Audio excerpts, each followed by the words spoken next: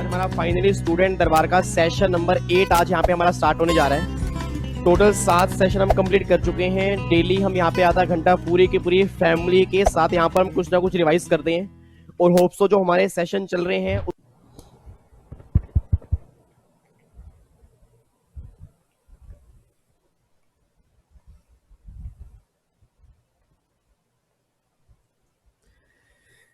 Hello friends, क्या हाल चाल है जी। चलो सभी का हाल चाल फिर बढ़िया ही होना चाहिए। तो फाइनली एक बार मैं फिर अपनी पूरी की पूरी सीएस प्रोफेशनल की फैमिली के सामने सर आज यहाँ पर आ चुका हूँ और आज हमारे इंटरनेशनल टैक्सेशन का लास्ट सेशन आज हम यहाँ पे स्टार्ट करेंगे और कंप्लीट करेंगे। अभी तक टोटल हमने 3 टॉपिक कंप्लीट कर लिए हैं। एक तो मैंने कहा था पोयम का कॉन्सेप्ट ऑलरेडी मैंने यूट्यूब पे डाला हुआ है, होप सो आपने पोयम वाला सारा कॉन्सेप्ट देख लिया होगा। उसके बाद सेकंड टॉपिक जो हमने कंप्लीट किया था इस इंटरनेशनल टैक्सेशन में जितने आपके प्रोविजंस हैं वो हमने अच्छे से रिवाइज किए। और एक डबल टैक्सेशन अवॉइडेंस एग्रीमेंट वाला चैप्टर जो लास्ट सेशन के अंदर हमने रिवाइज किया था वो भी हमारा कंप्लीट हो चुका है। अच्छा, डबल टैक्सेशन अवॉइडेंस एग्रीमेंट वाले चैप्टर में ना एक बच्चे का डाउट ये था कि सर वो रिबेट वाला कॉन्सेप्ट समझा दो, उसको भी हम डिस्कस कर लेते हैं। उसके बाद आज हम एक सबसे इंपॉर्टेंट टॉपिक डिस्कस करें, that is journal anti avoidance rules और आपका स्पेसिफिक एंटी अवॉइडेंस रूल्स जो आपका एग्जाम में टॉपिक मिलता है गार और सार का। तो अब ये गार के प्रोविजन क्या है और ये सार के प्रोविजन क्या है, तो आज के सेशन में ना हमें सारी बातें वो डिस्कस करनी है। बट ये गार और सार को स्टार्ट करने से पहले एक बार फटाफट से लास्ट क्लास में आपका डाउट था कि वो रिबेट वाला कॉन्सेप्ट क्या था, एक बार पहले वो डिस्कस कर लेते हैं। देन फिर आज हम टॉपिक स्टार्ट करेंगे गार और सार का, उसको आज ही रिवाइज करके आज हम कंप्लीट करेंगे। देन 1 मई को मतलब परसों आपकी सबसे इंपॉर्टेंट क्लास होगी जो आईटीसी के चैप्टर में रूल नंबर 42 और रूल नंबर 43 जो है ना उसकी पूरी डिटेल में क्लास यहाँ पे डालूंगा सर। उम्मीद करता हूं कि आपको आईटीसी के रूल में आज के बाद कभी दिक्कत नहीं आएगी। जितने एग्जाम के अंदर प्रैक्टिकल क्वेश्चंस बने हैं वो आराम से आपके सारे सोल्व हो जाएंगे, ठीक है जी। तो ये ध्यान रखना, सबसे इंपॉर्टेंट क्लास जो होगी ना वो हमारी परसों होगी, जिसमें रूल नंबर 42 एंड 43 हम डिस्कस करेंगे आईटीसी के, ठीक है। एक बार अब यहाँ पे चेक करना जी। तो आज स्टूडेंट दरबार का सेशन नंबर 22 आज हमें स्टार्ट करना है इंटरनेशनल टैक्सेशन का पार्ट नंबर 6। टोटल हमारे 5 पार्ट हो चुके हैं, पार्ट नंबर 6 आज हमारा लास्ट पार्ट यहाँ पर है और आज हमें टॉपिक कंप्लीट करना है गारो और सार का, ठीक है। उसके बाद नेक्स्ट सेशन हमारा होगा 1 मई को मतलब परसों रूल नंबर 42 43 जो आपके आईटीसी के हैं, जहां पे कंफर्म क्वेश्चन बनता ही बनता है, उसको मैं कंप्लीट पूरा डिटेल में डालूंगा। तो उम्मीद करता हूं कि आपने सेशन बहुत ध्यान सुनोगे, उसके प्रॉपर नोट्स बनाओगे, जितने प्रैक्टिकल क्वेश्चन हम क्लास में करेंगे वो सारे के सारे वहां पे करके आओगे, ठीक है जी। चलो इधर सुना ध्यान से। अब एक बार मुझे फटाफट से पहले तो ये बताओ जितने बच्चे यहाँ पे आ चुके हैं क्या हम सेशन स्टार्ट कर सकते हैं? जितने भी बच्चे यहाँ पर आ चुके हैं क्या हम सेशन स्टार्ट कर सकते हैं? यस या no? Yes sir, yes sir, yes sir, yes sir, yes sir, yes sir, yes sir, yes sir, very good. चलो ये सेशन स्टार्ट करने जा रहे हैं। इधर सुना ध्यान से। अब लास्ट क्लास में जो हमने एक चैप्टर कंप्लीट किया था ना डबल टैक्सेशन अवॉइडेंस एग्रीमेंट वाला, अब उस चैप्टर में ना एक क्वेश्चन हमने किया था क्वेश्चन नंबर 3। अब उस क्वेश्चन नंबर 3 में ना बच्चे को डाउट ये था कि सर वो रिवेट वाला कॉन्सेप्ट हमें समझ में नहीं आ रहा। एक बात मैंने सोच के बताना सर, अब आपने इनकम टैक्स में बेसिक कॉन्सेप्ट का चैप्टर आई होप सबने किया होगा क्योंकि आपके प्रोफेशनल लेवल पर भी है और आपको मे बी ये पता हो कि अब गवर्नमेंट ये बात कहते हैं कि अगर किसी की टोटल इनकम 5 लाख रुपए तक होगी ना तो उसको 12,500 रुपए की रिबेट मिलेगी। इट मींस अगर मेरी पूरे साल में प्रीवियस ईयर में टोटल इनकम 5 लाख रुपए तक है तो मेरा जितना भी टैक्स बनेगा ऑलमोस्ट मेरा सारा एग्जाम्प्ट हो जाएगा। क्योंकि रीजन बीइंग अगर मेरी इनकम 5 लाख रुपए है तो भैया 12,500 टैक्स बनेगा, 12,500 की रिबेट टैक्स मेरा आ गया 0। तो सिंपल सी बात ये निकल के आ रहा है, और इंडिया में रहने वाला हर आदमी जिसकी इनकम 5 लाख तक होती है उसका टैक्स आता है एग्जम्प्ट। रीजन क्या है? क्योंकि उसको 12,500 की रिबेट मिल जाती है। एक जमाना था जब रिबेट आपको 2500 की मिलती थी, उससे पहले रिबेट आपकी 2000 की थी। अब वो सारे पुराने कॉन्सेप्ट खत्म हो चुके हैं। जिनके भी एग्जाम जून 20 में है या दिसंबर 20 में है उनके एग्जाम के लिए सेक्शन 87 कैपिटल ए में जो रिबेट मिलेगी वो कितने की मिलेगी? 12,500 रुपए की रिबेट मिलेगी। अब अगर ये क्वेश्चन नंबर 3 आपने यहां पे देखा हो सर, अब क्वेश्चन नंबर 3 में आपकी इनकम कितनी आ रही है? 3 लाख रुपए की इंडियन इनकम है, 75,000 की फॉरेन इनकम थी, उसमें टोटल इनकम कितनी बन गई? 375 की बन गई। उसमें डिडक्शंस इन्होंने माइनस की है 30,000 रुपए की, तो बैलेंस इनकम यहां पे निकल के आ रही है 3,45,000। अब सोच के बोला 3,45,000 पर अगर मैं टैक्स कैलकुलेट करूंगा तो मेरा टैक्स कितना आएगा?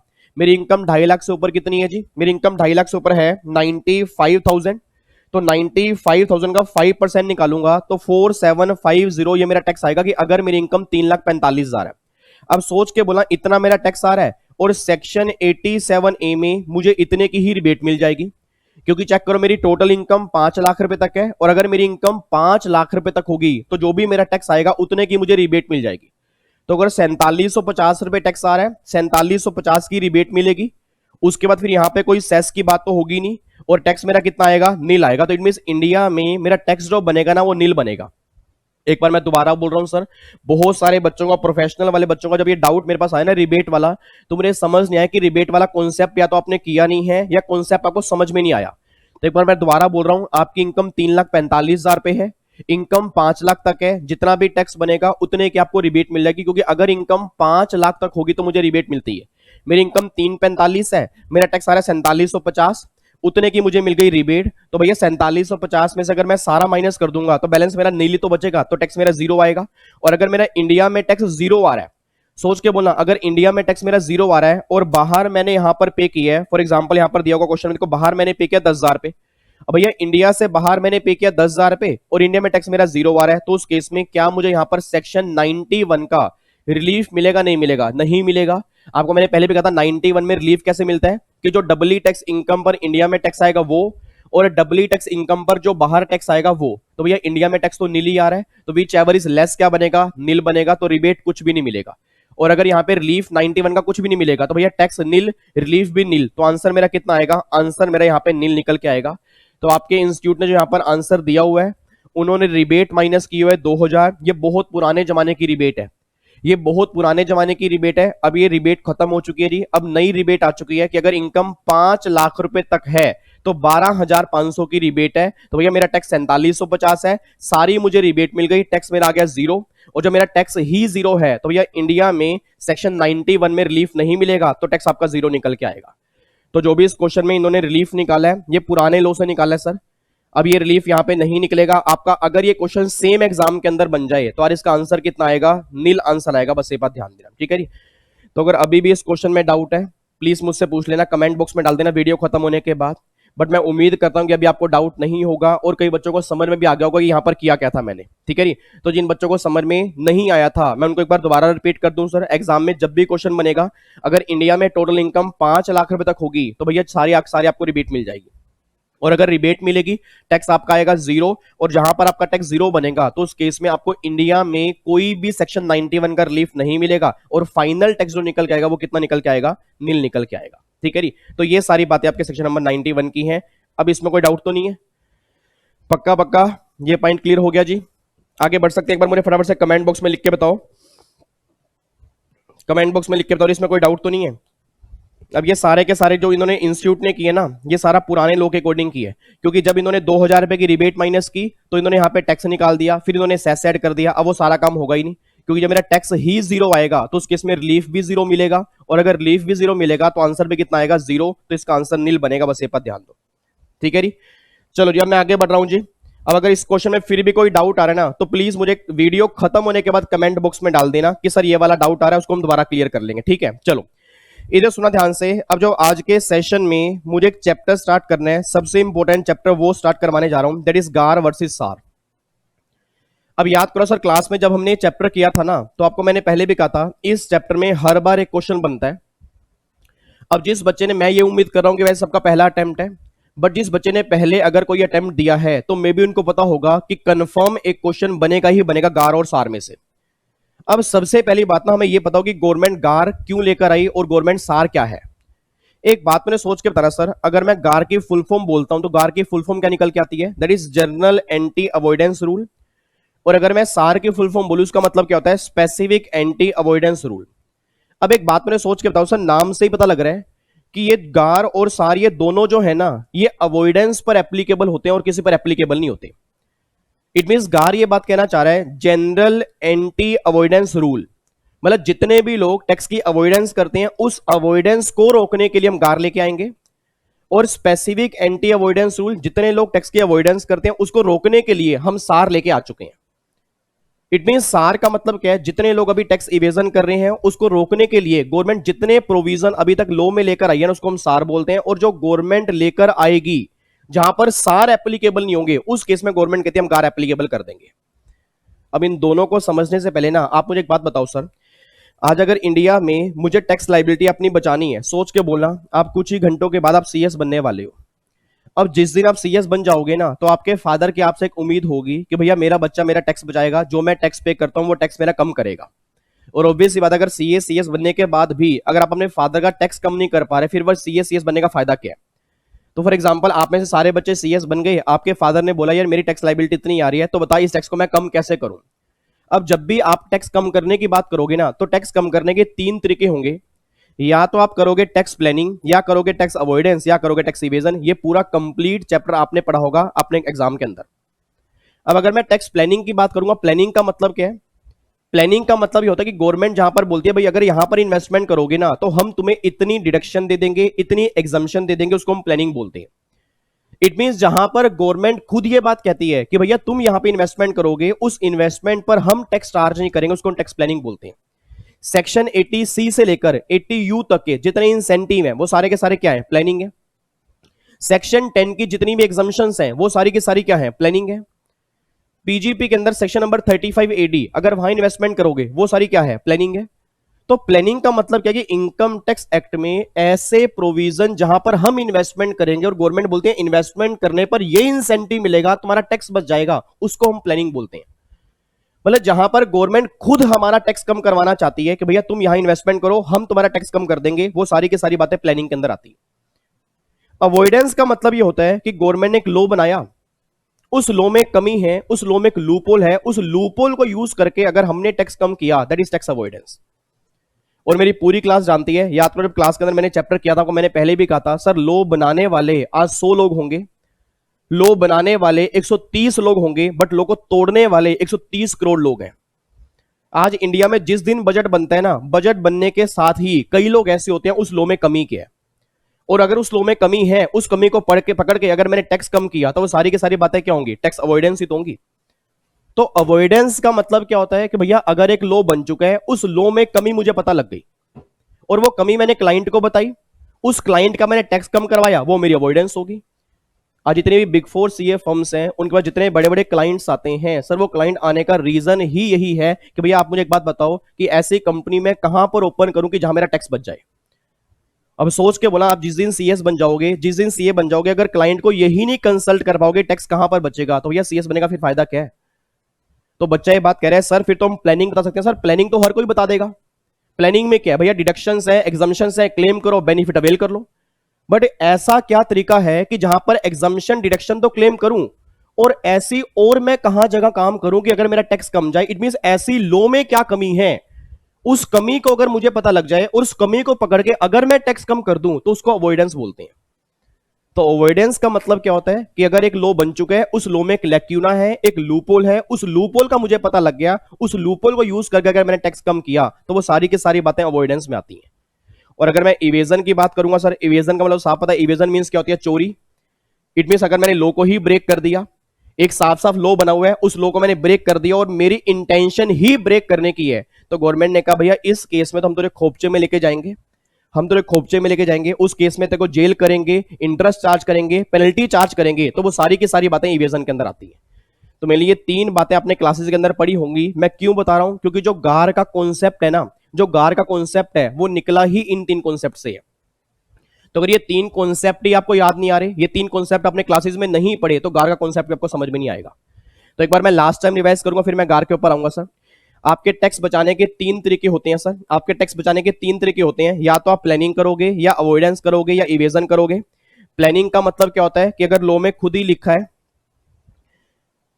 अगर लॉ में खुद ही लिखा है कि भैया यहाँ पे डिडक्शंस क्लेम कर लो, एग्जम्पशन क्लेम कर लो, उस केस में तुम्हारा टैक्स बच जाएगा, वो सारी की सारी बातें प्लानिंग के अंदर निकल के आएंगी। अवॉइडेंस का मतलब क्या होता है कि जो भी आपका इनकम टैक्स एक्ट बना हुआ है, किसी प्रोविजन में अगर लैक्यूना है, किसी प्रोविजन में कमी है, उस कमी का मुझे पता लग गया, उस कमी को मैंने क्लाइंट को बताया और क्लाइंट का मैंने टैक्स कम करवा दिया, उसको इवेजन अवॉइडेंस बोलते हैं। इवेजन का मतलब होता है कि जहां पर मैंने इंटेंशनली लॉ को ब्रेक कर दिया, मुझे पता कि भैया मुझे चोरी करनी है और मैं चोरी करके रहूंगा और मैं लॉ को ब्रेक करके चोरी करूंगा, उस केस में इवेजन की बातें होती हैं। अब एक बार यहां पे चेक करना सर, अब गवर्नमेंट ये बात कहती है कि जो प्लानिंग जो है ना वो लीगल है और अवॉइडेंस जो है वो भी लीगल है, बट ये एक तरह से अनएथिकल है। सर एक बात मैंने सोच के बोला, अवॉइडेंस क्या लीगल नहीं है? एक बच्चा कहता है सर अवॉइडेंस ना इलीगल है।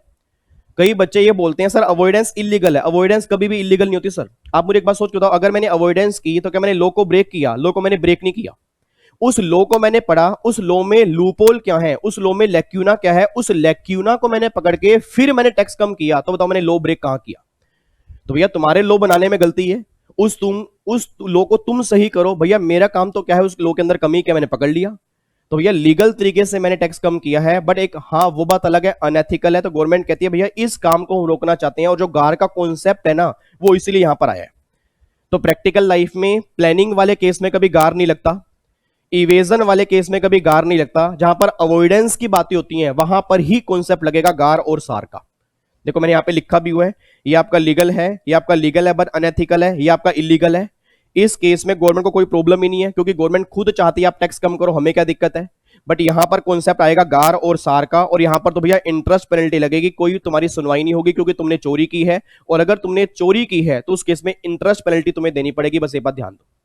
पुनिशमेंट तुम्हें होगी, तुम्हें जेल तुम्हें होगी, वो सारी की सारी बातें इवेजन की है। तो आज का जो मेरा मेन सेशन जो है ना, वो मेरा मेन सेशन प्लानिंग के ऊपर नहीं है, मेरा मेन सेशन इवेजन के ऊपर नहीं है। मेरा मेन सेशन जो है, जो प्रैक्टिकल लाइफ में लोग टैक्स की अवॉइडेंस करते हैं, उस अवॉइडेंस को रोकने के लिए गवर्नमेंट क्या कॉन्सेप्ट ला रही है उसको हम आज देखना चाह रहे हैं।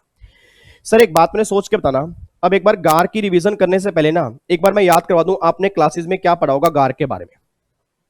मेरा पूरी क्लास से क्वेश्चन है सर, इनकम टैक्स एक्ट में ना आपने बहुत सारे प्रोविजन किए हैं, और मुझे ऐसा लग रहा है कि आपने कई सारे प्रोविजन जो इनकम टैक्स एक्ट में की होंगे ना, तो शायद क्लासेस में आपको बताया गया होगा कि जब भी आप ये प्रोविजन करते हो ना, तो कुछ इससे पहले लोग प्लानिंग करते थे, कुछ टैक्स की चोरी करते थे, कुछ टैक्स कम करते थे, उसको रोकने के लिए प्रोविजन लेकर आए हैं। और मे भी अगर आपको ध्यान हो रहा है, पहले 4 सेशन हमने लाइव वाले किए हैं, उसके अंदर हमने ट्रांसफर प्राइसिंग का एक चैप्टर किया। अब उस ट्रांसफर प्राइसिंग के जितने प्रोविजंस है ना, वो सारे के सारे प्रोविजन पता है क्या है? वो सारे प्रोविजन सार हैं। पीजीपी के अंदर बहुत सारे प्रोविजन ऐसे हैं जो सार हैं। सेक्शन 80IA, बी, वो सारे प्रोविजन क्या है? वो सार हैं। बच्चा ये बात कह रहा है सर, ये आप कह रहे हो कि बार बार ये सार हैं, ये सार हैं, ये सार हैं, बट ये सार होता क्या है? सार का मतलब ये होता है कि जब कोई पर्सन लॉ में कमी पकड़ लेता है, उस कमी को यूज करके अगर वो टैक्स कम करता है, और अगर उस टैक्स कमी को रोकने के लिए गवर्नमेंट प्रोविजन लेकर आ चुकी है, तो उसको बोलते हैं स्पेसिफिक एंटी अवॉइडेंस रूल।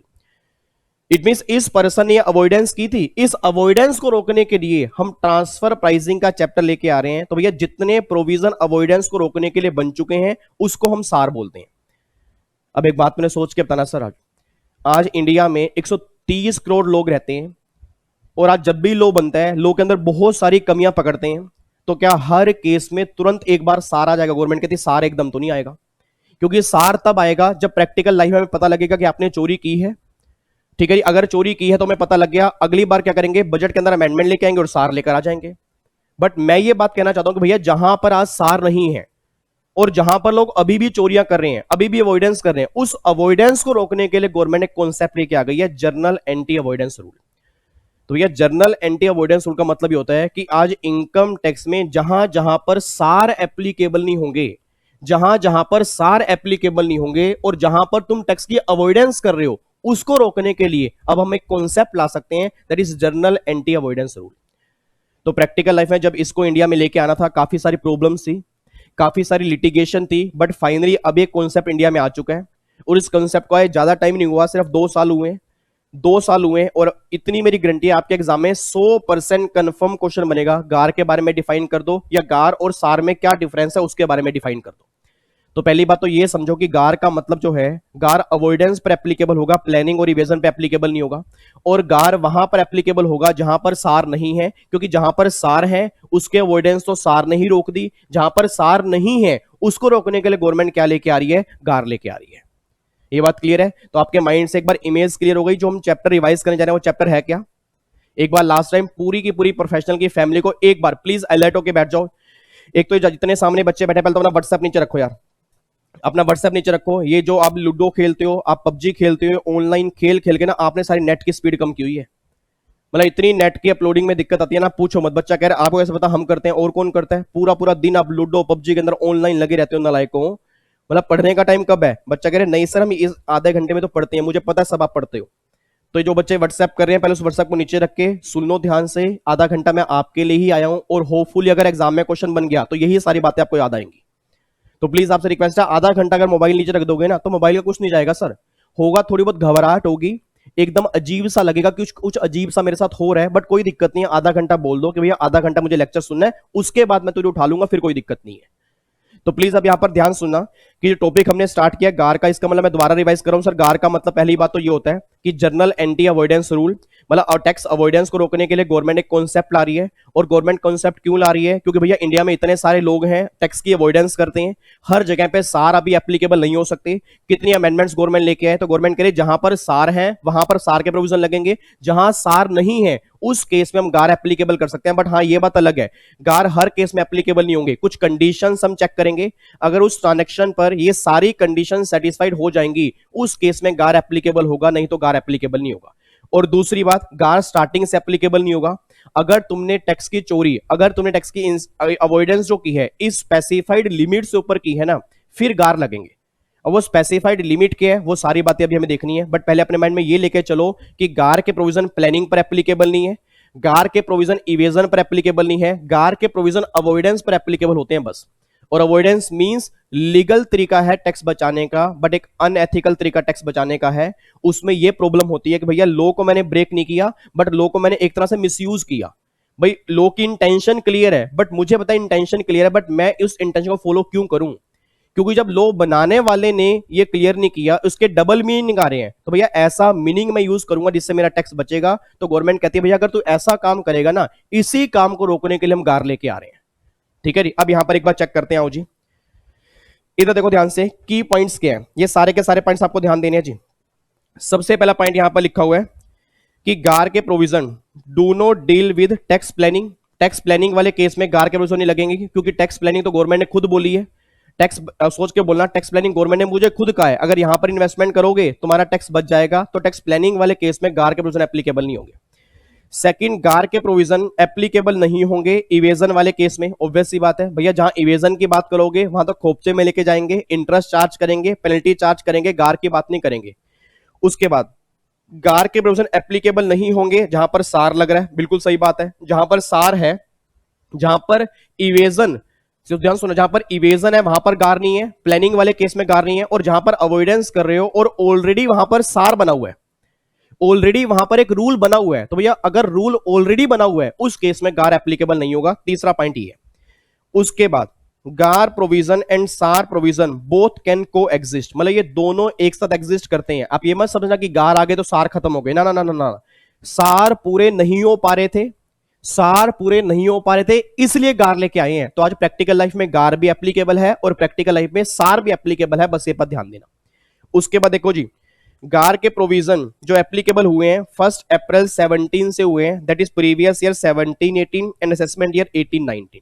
तो हमारे एग्जाम के लिए असेसमेंट ईयर कौन सा है? 2021, तो आज से 2 साल पहले आए हैं बस। तो आज से 2 साल पहले प्रोविजन एप्लीकेबल हुए हैं, उससे पहले गार का कॉन्सेप्ट आ चुका था बट इंडिया में एप्लीकेबल नहीं था।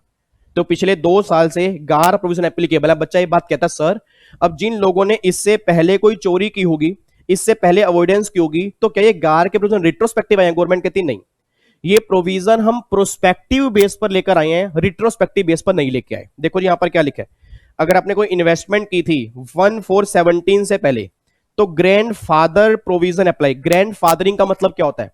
ये सारी बातें आप प्रोफेशनल लेवल पर आपने समझी होंगी। ग्रैंड फादरिंग का मतलब ये होता है कि एक प्रोविजन जो प्रोस्पेक्टिव बेस पे आता है, पिछले वाली चीजों को कवर नहीं करता। इट मींस पिछले वाले में आपने जो भी इन्वेस्टमेंट की होंगी वो सारी इन्वेस्टमेंट छोड़ देंगे। इट मींस इस दिन के बाद अगर तुम काम गलत करोगे ना तब प्रोविजन एप्लीकेबल करेंगे, इससे पहले तुमने कुछ भी किया हो उसको हम छोड़ देंगे। तो देखो उसने क्या बोला, अगर इन्वेस्टमेंट आपने 1/4/17 से की है तो ग्रैंड फादरिंग प्रोविजन लग जाएंगे, that is not covered under गार।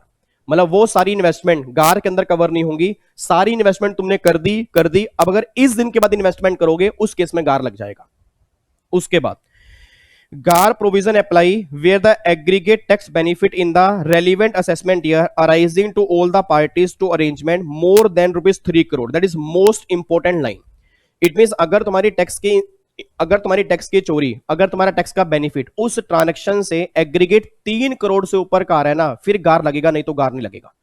तो सर सिंपल सी बातें निकल के आ रही है, अगर तुम टैक्स की अवॉइडेंस एग्रीगेट 3 करोड़ तक कर रहे हो, उस केस में गार की बात नहीं है। अगर वहां पर सार है तो ठीक है, अगर सार नहीं है तो गार भी नहीं लगेगा। बट अगर तुम्हारा टैक्स बेनिफिट 3 करोड़ से ऊपर का है तो भैया उस केस में गार लग जाएगा। बट हाँ, अगर बेनिफिट तुम्हारा 3 करोड़ से ऊपर है और वहां पर ऑलरेडी सार बना हुआ है, तो फिर सार के प्रोविजन ही एप्लीकेबल करेंगे, फिर गार एप्लीकेबल नहीं करेंगे।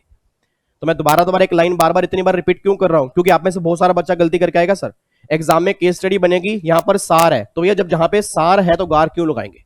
गार के प्रोविजन एप्लीकेबल ही वहां पर है जहां पर आपने ऐसी अवॉइडेंस की है, उस अवॉइडेंस को रोकने के लिए अभी लेटेस्ट लॉ में कोई भी लॉ नहीं बना हुआ, उसके लिए हम गार के प्रोविजन एप्लीकेबल लेके आ रहे हैं। जहां पे ऑलरेडी लॉ बना हुआ है, तो अगर ऑलरेडी लॉ बना हुआ है दैट इज सार, उस केस में सार ही एप्लीकेबल करेंगे, फिर गार एप्लीकेबल नहीं करेंगे। उसके बाद देखो जी, गार के प्रोविजन एप्लीकेबल नहीं होते, किन के ऊपर एप्लीकेबल नहीं होते? फाइनेंशियल इंस्टीट्यूशन इन्वेस्टर जो होते हैं, ठीक है। FIIs is an assessee under income tax act has not taken benefit of डीटीडबल, मतलब एफआईआईज जो होते हैं उनके ऊपर गार के प्रोविजन एप्लीकेबल नहीं होते। सेकंड, गवर्नमेंट करे जो नॉन रेजिडेंट होते हैं उन पर भी गार एप्लीकेबल नहीं होता। तो मेरे लिए गवर्नमेंट सर क्यों एनआर को बाहर निकाल रही है? क्योंकि गवर्नमेंट को इन्वेस्टमेंट चाहिए। अगर गवर्नमेंट ने यहाँ पर गार के प्रोविजन लगा दिए तो सोच के बोला एनआर कभी इंडिया में आएगा ही नहीं, और अगर एनआर इंडिया में नहीं आएगा तो रिजर्व इंडिया में, तो गवर्नमेंट ने क्या बोला, उस केस में तुम लोग यहां से बाहर हो जाओ। इट मींस गार के प्रोविजन मेनली एप्लीकेबल जो है वो इंडिया के रेजिडेंट लोगों पर है, अभी एनआर पर एप्लीकेबल नहीं है। बट इन फ्यूचर यहां पे एनआर भी कवर हो सकते हैं। बट अभी लेटेस्ट हमारे जून 20 दिसंबर 20 के लिए आपको ध्यान रखना है कि गार के प्रोविजन इन लोगों पर एप्लीकेबल नहीं है, बस ये बात ध्यान दो। उसके बाद जी, गार के प्रोविजन ओवर रूल करते हैं प्रोविजन ऑफ डीटीडबल, मतलब गार का प्रोविजन जो है ना, डबल टैक्सेशन अवॉइडेंस एग्रीमेंट में जितने प्रोविजन है उसको भी ओवर रूल करने हैं।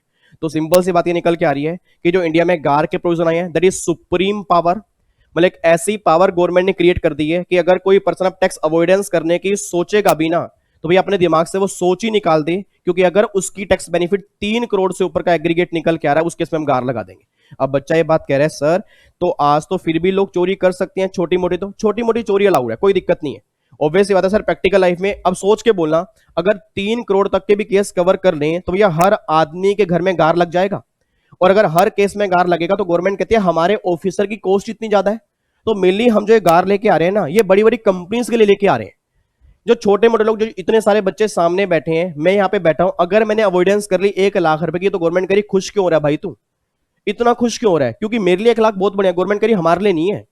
क्योंकि हमारे लिए वो मेन दिक्कत है, जो बड़ी बड़ी कंपनी इतने बड़े लेवल पर अरबों खरबों रुपए का इवेजन अवॉइडेंस करती है, हमें उनको रोकना है। सर मुझे नहीं पता आप में से कितने बच्चे ऑफिस वाले हैं, मुझे नहीं पता आप में से कितने बच्चे ऑफिस जा रहे हैं, और मुझे नहीं पता आप में से कितने बच्चों के रिलेटिव फादर साहब सीए सीएस हैं, उनसे कभी जाके पूछना। और बिग 4 सीए फर्म्स में बड़े बड़े क्लाइंट इसीलिए आते हैं कि हम कंपनी कहां पे ओपन करें कि हमारा टैक्स बच जाए, और ये सारा अरेंजमेंट करते हैं।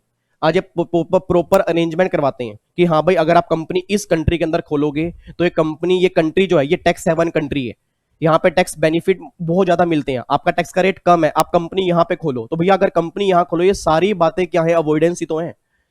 तो सिंपल सी बात ये निकल के आ रही है कि प्रैक्टिकल लाइफ में बिग 4 सीए फर्म्स या जितनी भी सीए फर्म्स है, जितनी भी सीएस फर्म्स जो टैक्स में कंसल्टेंसी करती हैं, उनका मेन काम होता है अवॉइडेंस। तो जो बच्चे ऑफिस में जा रहे होंगे मेरी बात समझ पा रहे होंगे, नहीं तो बाकी सब बच्चों के लिए चैप्टर थ्योरेटिकल है। उनको ये लग रहा है थ्योरी पढ़ रहे हैं, बट बिलीव में जिस दिन आप ऑफिस जाना स्टार्ट करोगे ना, जिस दिन आप सीएस बन जाओगे, आप उस दिन मेरी बातों को अप्रिशिएट करोगे कि जो बातें सर ने रिवीजन क्लास के अंदर बोली थी ना, वही सेम बातें हम ऑफिस में देख रहे हैं। तो प्रैक्टिकल लाइफ में सर ये पूरे अरेंजमेंट बनते हैं कि कहां पर कंपनी ओपन की जाए, कहां ब्रांच ओपन की जाए, कहां से कैपिटल ला जाए, कहां से लोन लेना है, ये सारी की सारी बातें देखने के बाद ही फिर हम कंसल्ट करते हैं कि अगर आप ये काम ऐसे करोगे ना तो आपका टैक्स बच जाएगा। इसको अवॉइडेंस बोलते हैं। और उसी अवॉइडेंस को रोकने के लिए गवर्नमेंट गार ला रही है, हमारे लिए थोड़ा गार ला रही है। एक बच्चा कहता है मेरे पापा ने सर 50,000 रुपए की अवॉइडेंस किया। मैं कहा ओ माय गॉड, 50,000 रुपए की अवॉइडेंस कर ली, 50,000 रुपए की अवॉइडेंस कर ली। गवर्नमेंट कहती भैया क्या हो गया, ये 50,000, ये 30,000, ये 40,000, ये 2 लाख, इसकी परवाह नहीं है हमें मेन जो है ये बड़ी बड़ी कंपनी जो ऐसी ऐसी कंट्री में सेटअप हो रही हैं और इंडिया के लॉ से बच रही हैं, जो अवॉइडेंस करने की कोशिश कर रही है, उन सब कंपनी को रोकने के लिए हमें गार ला रहे हैं, तुम्हारे लिए गार नहीं ला रहे। तो मेरी गवर्नमेंट की इंटेंशन क्लियर है कि गवर्नमेंट उन सब बड़ी बड़ी कंपनी को टैग करना चाहती है जो करोड़ों की अवॉइडेंस करते हैं, ना कि लाखों या छोटी मोटी अवॉइडेंस करते हैं। तो अगर किसी बच्चे के दिमाग में आ रहा है कि तो क्या सर आज हम अवॉइडेंस कर सकते हैं, बिल्कुल कर सकते हैं। बट एक बात और ध्यान रखना सर, जब भी आप अवॉइडेंस करो, प्लानिंग करो, इवेजन करो, बहुत सोच समझ के करो, क्योंकि अगर एक बार पकड़े गए तो बिलीव में डिपार्टमेंट फिर केस 1 साल के नहीं खोलेगा, पिछले कई साल की केस खोल देगा।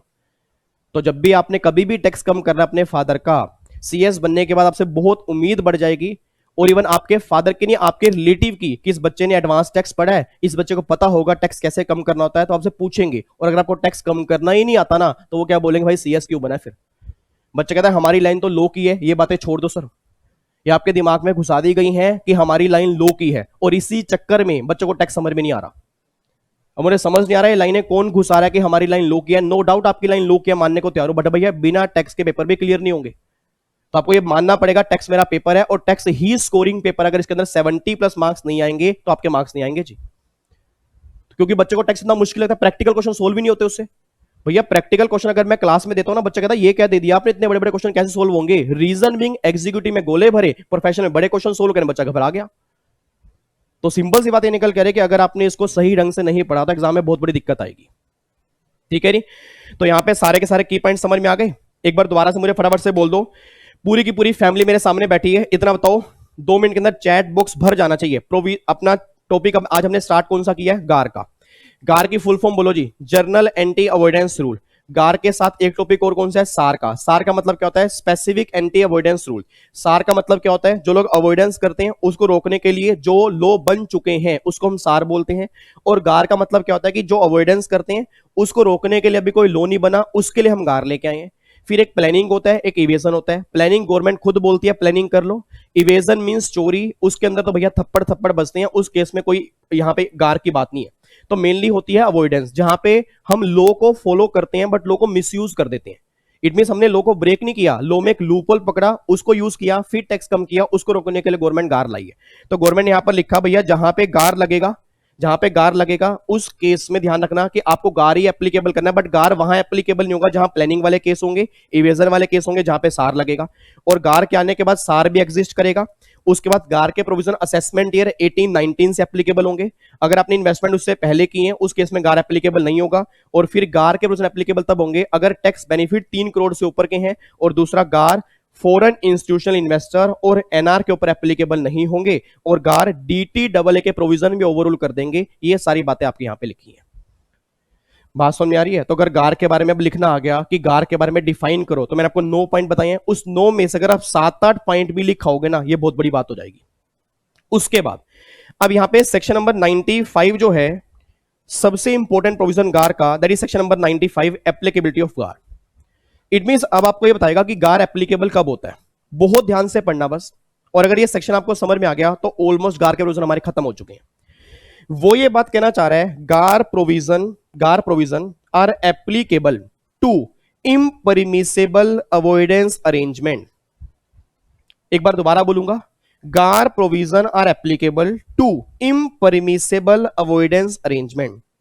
मेरा पूरी फैमिली से रिक्वेस्ट है, इस वर्ड को आप कम से कम 5 बार बोलोगे। इस वर्ड को मेरे पीछे 5 बार बोलोगे। बोलो जी, गार प्रोविजन एप्लीकेबल कहां होते हैं, impermissible avoidance arrangement, impermissible avoidance arrangement, impermissible avoidance arrangement, impermissible avoidance arrangement, impermissible avoidance arrangement. बच्चा कह रहा है आप तो रटवा रहे हो, नालायक को रटवा नहीं रहा। ये वर्ड आप जब लिखने बैठते आपको याद ही नहीं आता वर्ड क्या था।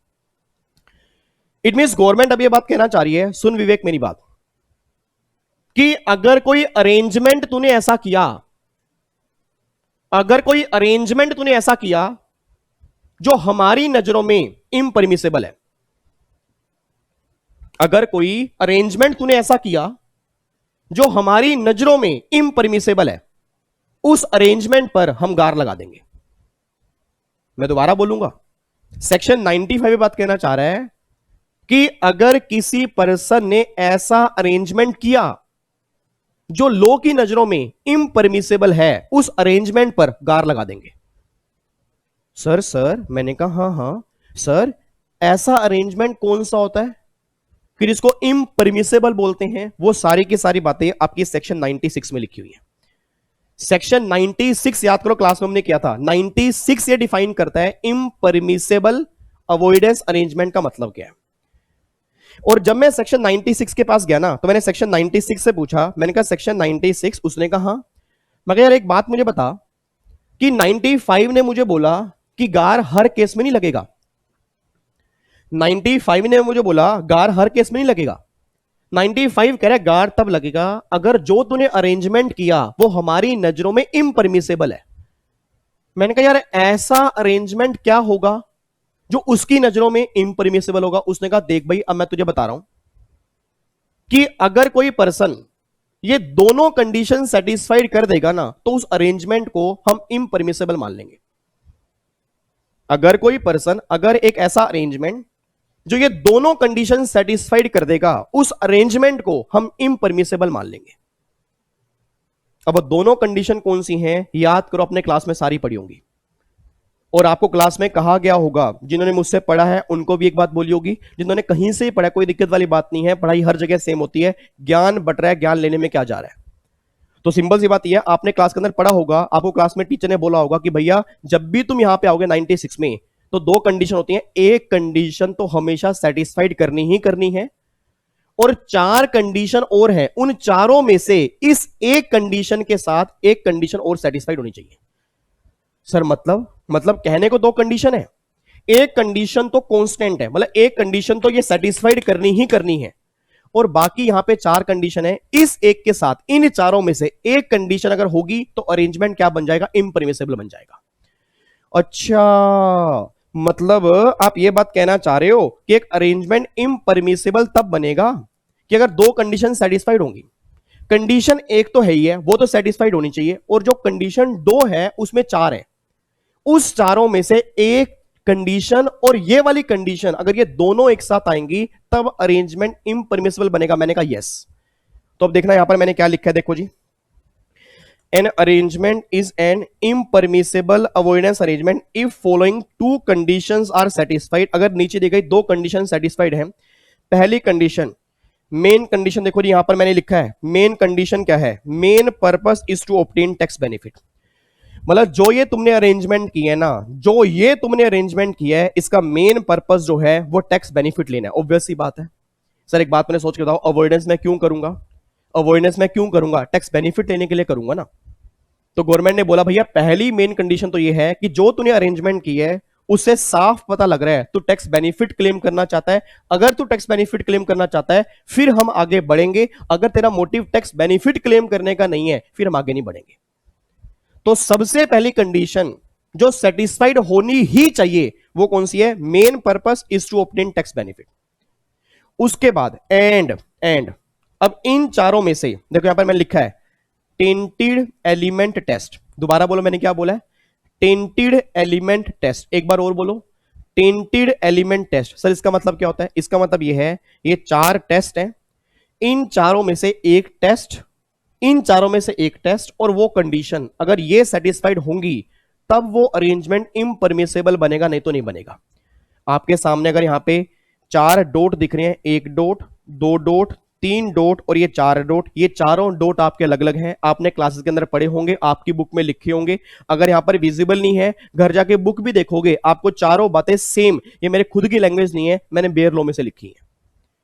तो सिंपल सी बात है इन चारों में से एक बात सेटिस्फाइड हो और ये वाली कंडीशन तो सेटिस्फाइड हो ही हो। अगर ये दोनों बातें सेटिस्फाइड होंगी तो अरेंजमेंट बनेगा इम्परमिसिबल, नहीं तो नहीं बनेगा। सर ये चारों टेस्ट कौन कौन सी हैं, देखो जी, सबसे पहला टेस्ट क्या है, सबसे पहला टेस्ट है क्रिएट राइट और obligation which are not ordinarily created between person dealing at ALP. इसका मतलब क्या है, वो ये बात कहना चाह रहे हैं कि जो तुमने अरेंजमेंट किया, वो जो तुमने अरेंजमेंट किया वो अरेंजमेंट एक ऐसा राइट क्रिएट कर रहा है, वो अरेंजमेंट एक ऐसा राइट क्रिएट कर रहा है, एक ऐसा ऑब्लिगेशन क्रिएट कर रहा है जो नॉर्मली क्रिएट नहीं होता अगर ये ट्रांजैक्शन हम एएलपी के बेस पे करते। मैंने क्या बोला सर कि जो मैंने अरेंजमेंट किया वो एक ऐसा राइट क्रिएट कर रहा है, एक ऐसा ऑब्लिगेशन क्रिएट कर रहा है जो नॉर्मली क्रिएट नहीं होता अगर ये अरेंजमेंट मैं फेयर मार्केट वैल्यू के बेस पे करता। आप सर एक बात मुझे सोच के बोलना, आपने अगर एफएमई पर ट्रांजैक्शन नहीं की, आपने अगर एफएमई पर ट्रांजैक्शन नहीं की तो उस केस में गवर्नमेंट क्या लगाती है, टीपी लगाती है। गवर्नमेंट कहती है जहां पर टीपी है वो तो सार है, जहां टीपी है वो तो सार है, बट कुछ केस ऐसे हैं कि जहां पर टीपी अभी हम एप्लीकेबल नहीं कर पा रहे, और तुमने वो अरेंजमेंट एफएमयू पर नहीं किया। भैया तुमने ऐसा अरेंजमेंट किया जो फेयर मार्केट वैल्यू पर नहीं है और वहां पर ट्रांसफर प्राइसिंग का लो एप्लीकेबल नहीं है, उस केस में हम गार लगा देंगे, बात खत्म। अच्छा, मतलब आप ये बात कहना चाह रहे हो एक ऐसा अरेंजमेंट हुआ, उस अरेंजमेंट से एक राइट क्रिएट हुआ, एक ऑब्लिगेशन क्रिएट हुआ जो नॉर्मली नहीं होता अगर ये ट्रांजैक्शन एएलपी के बेस पे होती। यस, मैं ये बात कहना चाह रहा हूं। तो सर ये कैसा पता लगेगा? आपके एग्जाम में जब भी केस लो बनेंगे, वैसे इसमें से भी केस लो बनेंगे नहीं, ठीक है, इसके क्वेश्चंस हमने क्लास में डिस्कस किए थे, और इसके क्वेश्चंस का ध्यान रखना, जिसकी बुक्स में जितने भी ऑथर हैं, जिनकी बुक में क्वेश्चन दिए हुए हैं, सबने कहां से उठाए हैं? जब गार का प्रोविजन आया था तो इंस्टीट्यूट नहीं, मतलब जो फाइनेंस मिनिस्ट्री है, उन्होंने एक पेपर इशू किया था, उसमें काफी सारे प्रैक्टिकल प्रॉब्लम दी थी गार को समझने के लिए। तो जिन जिन ऑथर की बुक आपने, इवन मेरी बुक भी आपने पढ़ी होगी, किसी की बुक भी आपने पढ़ी होगी, जिसकी बुक में गार के क्वेश्चंस आपको दिख रहे हैं, वो सारे के सारे उस पेपर के हैं।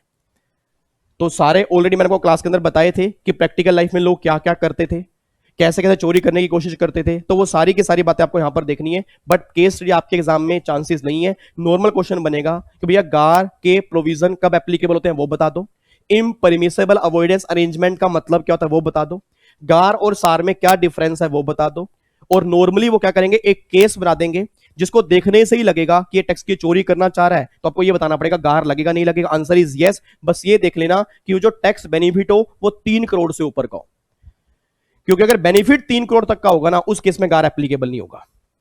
तो देखो ये पहला टेस्ट क्या है, कैसा राइट क्रिएट किया, ऑब्लिगेशन क्रिएट किया, जो नॉर्मली नहीं होता अगर हम ट्रांजैक्शन एएलपी के बेस पे करते हैं। दूसरा टेस्ट, रिजल्ट डायरेक्टली और इनडायरेक्टली इन द मिसयूज और एब्यूज द प्रोविजन इफेक्ट। लोरी बताओ क्या कहना चाह रहे हैं?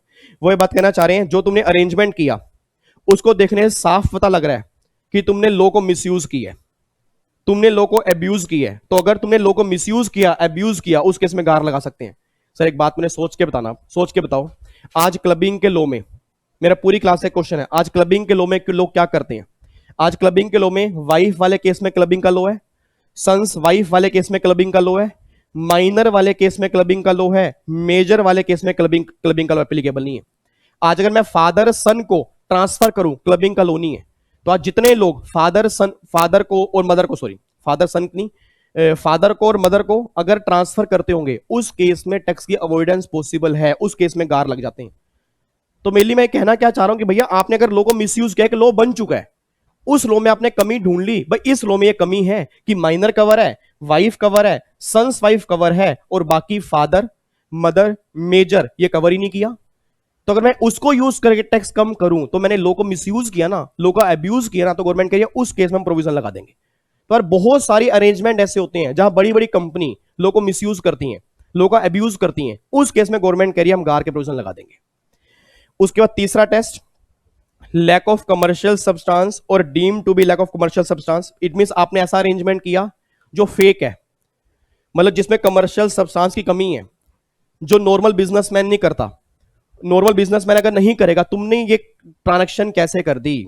इट मींस तुम यहां पे टैक्स बचाना चाह रहे हो। आपने शायद कभी प्रैक्टिकल लाइफ में एक वर्ड सुना होगा, आज लोग एंट्री घुमाते हैं, आज सीए लोग एंट्री घुमाते हैं, राउंड ट्रिपिंग करते हैं। राउंड ट्रिपिंग का मतलब क्या होता है? पैसा यहां से वहां, वहां से यहां, यहां से यहां। सर अभी न्यूज के अंदर भी खबर तो आ रही थी, क्या नाम उसका, रॉबर्ट वाड्रा, जो रॉबर्ट वाड्रा है उसने बहुत जबरदस्त राउंड ट्रिपिंग की है।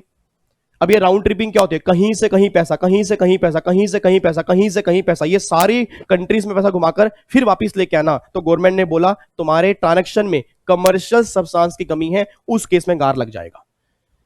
तो ये सारे के सारे प्रोविजन पता है क्यों लेके आए? रॉबर्ट वाड्रा, विजय माल्या, ये जितने बड़े बड़े चोर बैठे हैं जो ये टैक्स की अवॉइडेंस करके भागे हुए हैं और इवेजन करके भागे हुए हैं, इवेजन में तो खोपचे में जाएंगे, जो अवॉइडेंस करते हैं ना, उन सबके लिए गार लेके आ रहे हैं। और फोर्थ टेस्ट तो बिल्कुल सिंपल है, is entered into or carried out means or in manner which are not ordinary employed for bona fide purpose. It means आपने जो काम किया वो बोनाफाइड पर्पस में नहीं है, मेलाफाइड। आपकी इंटेंशन गलत है, आपकी सोच गलत है। इट मींस अगर आप बोनाफाइड तरीके से काम करते तो आप ये ट्रांजैक्शन बिल्कुल ना करते। अब सिंपल सी बात, मेरा कहना क्या चाह रहा हूं, अगर ये कंडीशन और इन चारों में से एक टेस्ट भी मैंने सेटिस्फाइड कर दिया, तो भैया उस केस में उसको बोलते हैं इम्परमिसेबल अवॉइडेंस अरेंजमेंट, उस केस में गार लग जाएगा। ठीक है, ये सारी बातें आपको मैंने क्लास में भी दिखाई भी थी, और जब मैंने सीए का मॉड्यूल खोल के दिखाया था, तो सीए का मॉड्यूल जो है उसमें काफी सारे क्वेश्चन के दिए, दोबारा बोल रहा हूं, वो क्वेश्चन उनके खुद के भी नहीं है। ठीक है जी, वो सारे के सारे क्वेश्चन फाइनेंस मिनिस्ट्री ने गार के प्रोविजन ले डाउन किए थे ना, उस केस में काफी सारे क्वेश्चन आए थे, वो सारे हमने डिस्कस किए थे। तो भी सिर्फ इतना समझ लो, आपके एग्जाम में वो केस स्टडी तो बनेंगे नहीं इतनी, आपके एग्जाम में जब भी क्वेश्चन बनेंगे गार के, तो आपको आइडिया हो कि गार का प्रोविजन है क्या और गवर्नमेंट क्यों लेकर आई।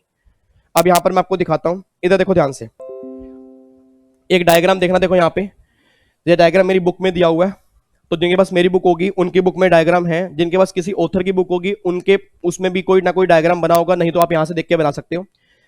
देखो ये गार का क्या टेस्ट है। सबसे पहला, is there arrangement to obtain tax benefit. अगर कोई अरेंजमेंट क्या टैक्स बेनिफिट के लिए, आंसर इज यस, फिर तो वो आगे चलेगा, अगर नहीं तो गार के प्रोविजन एप्लीकेबल नहीं है। Was the main purpose to obtain tax benefit, अगर आपका मेन पर्पस टैक्स बेनिफिट था, आंसर इज यस, तब तो फिर आगे चलेंगे, नहीं तो गार एप्लीकेबल नहीं है। उसके बाद आपके 4 कंडीशन सेटिस्फाइड है, 4 कंडीशन, आपने ट्रांजेक्शन आर्म लेंथ प्राइस पर नहीं की, लो को आपने मिसयूज किया, कमर्शियल सब्सटेंस की कमी है, और बोनाफाइड पर्पस नहीं है। इन चारों में से एक टेस्ट अगर सेटिस्फाइड है, यस, तो उस केस में गार एप्लीकेबल हो जाएगा, और अगर नहीं है तो गार एप्लीकेबल नहीं होगा। तो सिंपल सी बात, ये बात कहना चाह रहा हूं कि भैया अगर इन चारों में से एक टेस्ट और वो टैक्स बेनिफिट वाली कंडीशन सेटिस्फाइड करोगे तो अरेंजमेंट बनेगा इम्परमिसेबल, तभी गार लगेगा, और अगर अरेंजमेंट तुम्हारा इम्परमिसेबल नहीं होगा उस केस में गार एप्लीकेबल नहीं होगा। बात समझ में आ रही है? तो देखो ये, उसके बाद अगर गार लग जाएगा तो भैया फिर अथॉरिटी क्या करेगी, authority lifting of corporate veil, पर्दा उठाएगी। याद करो आपने कंपनियों के अंदर पढ़ा होगा ना, लिफ्टिंग ऑफ कॉर्पोरेट वेल, और पर्दा उठाएगी, पर्दे के पीछे देखेगी तुमने क्या किया हुआ है। अच्छा, तुमने ये कंपनी मॉरिशस में बनाई, ये कंपनी तुम्हें इस आइलैंड के अंदर बनाई, ये कंपनी तुमने यहां पे बनाई, रीजन बीइंग क्योंकि तुम टैक्स इंसेंटिव लेना चाहते हो। अगर तुम ऐसा काम करोगे तो भैया अब हम यही मानेंगे कि तुमने सारा टैक्स इंडिया में ही पे करना है। तो भैया इनकम टैक्स अथॉरिटी अगर एक बार गार के उसके अंदर आ गई ना, आप सोच भी नहीं सकते कि आपके ऊपर क्या पेनल्टी लगेगी और क्या इंटरेस्ट लगेगा। सर 300 से लेके 500% तक की पेनल्टी गवर्नमेंट एप्लीकेबल करेगी गार के अंदर।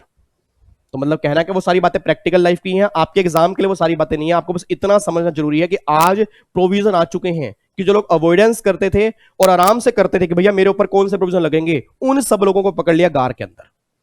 ठीक है जी, तो एक बार यहां पे देखना,